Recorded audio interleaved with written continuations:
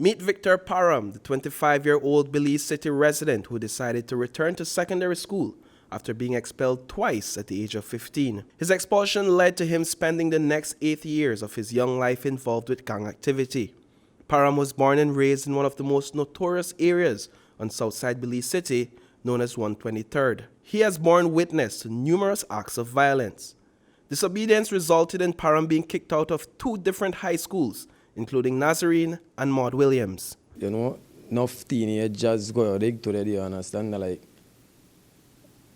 I'm like it and I think I check and like, just shoot where, you know, when you're young I think you'll be able to know at times and stuff like that. Make me end up get expelled for Nazarene I check and I'm decide like figure back to Maud Williams and I think I check, but I'm do like 1 month I may end up get expelled again I check. So that's the reason why, you know, like I just stop the dig and then I'm up on the street for 8 years. Parham says he initially gave up on finishing high school because he believed that his parents could have put his tuition to better use. A number of his relatives have fallen victim to gun violence over the years.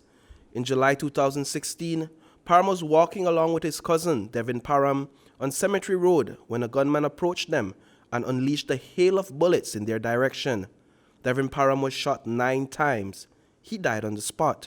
Victor was fortunate to escape with his life. So that whole 8 years, you know, I'm just alone, you know, last, you know, alone pain, suffering last, you understand? Like, being in and out of jail, you understand? And like, no gain, then you get a sense, I just, you know, witness people get killed in front of me, you understand? Police, they bother me 24 and more. You know, stuff like that. So all then never I go through my experience, my past experience, like then they motivate me or check for us, you know, like do different stuff in order to get different results. Parham says his return to school 8 years later was motivated by his stepmother, his 2-year-old daughter, and his 9-year-old stepson.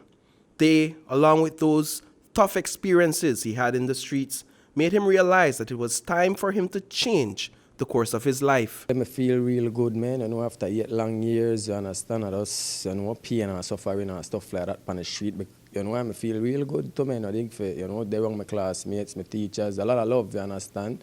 And, like, I just, you know, for that 8 years, I was part up on the street, and I think I know look for can waste my money.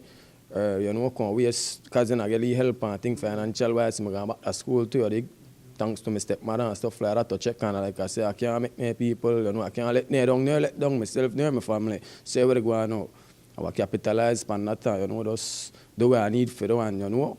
Hang in, you check, and just, you dig, successfully make it thought that my intention from the get-go, you understand, and I'm proud of myself, you know, make that come through same way, you check. Tell us how graduation day felt for you, what was running through your minds, were you emotional that day? Yeah, you know, I'm really emotional because then again, like, you know, it brings me a lot of joy, you know, to see my, you know, make my kids see me, you understand, they march up and thing and get my, you know, diploma and stuff like that, you know, because then I know that I will motivate them, see a way to check and, you know, then I think about that, then I never forget that. During his 2 years at Gwen Lizarraga High School Evening Division, Parham was engaged in the Alternative to Violence program through the Leadership Intervention Unit.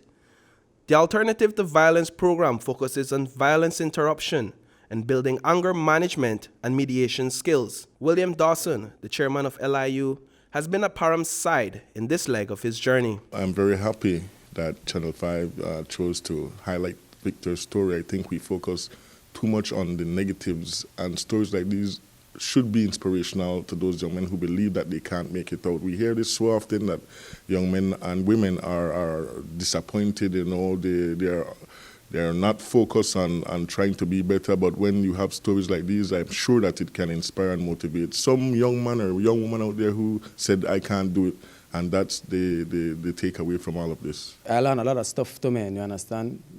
Conflict resolutions and stuff like that, to check that, like, first, before attending a program there, I'm the type of person where, you know, react, then think, you understand?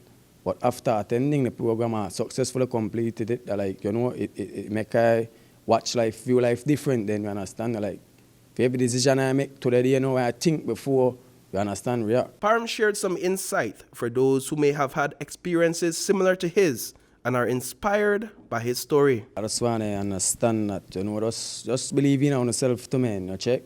If you see 10 person that tried, a negative part, follow them, man. You step up because at the end of the day, you have to remember that when you partake in a criminal activity, not only they put your life in a danger, you understand? You put from the oldest to the youngest in your household or your family lives in danger. Reporting for News 5, I am Paul Lopez.